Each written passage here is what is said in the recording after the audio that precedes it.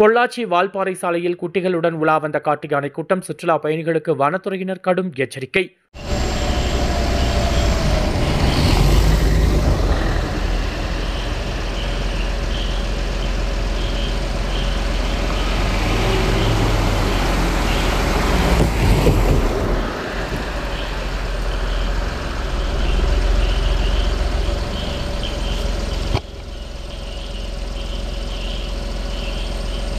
மேற்கு தொடர்ச்சி மலைப்பகுதியில் அமைந்துள்ள ஆனைமலை புலிகள் காப்பகம் தமிழகத்தின் முக்கியமான வனவிலங்கு சரணாலயங்களில் ஒன்றாகும்.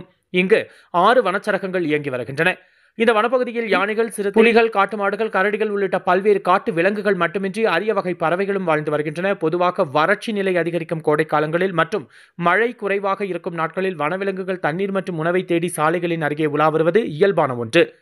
குறிப்பாக யானைகள் தங்கள் கூட்டத்துடன் சாலை ஓரங்களில் நடமாடுவதும் நீர்நிலைகளுக்கு செல்வதும் அடிக்கடி காணப்படுகிறது.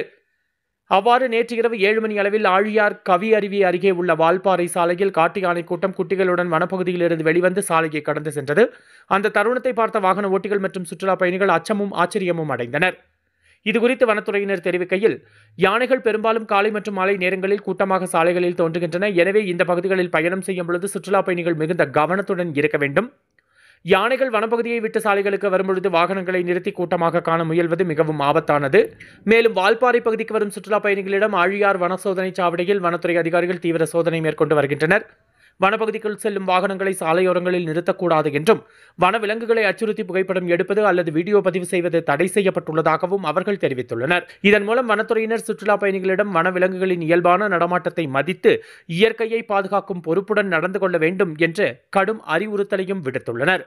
வைல்ட் லைஃப் வால்பாறைக்காக நமது செய்தியாளர் வடிவேல்.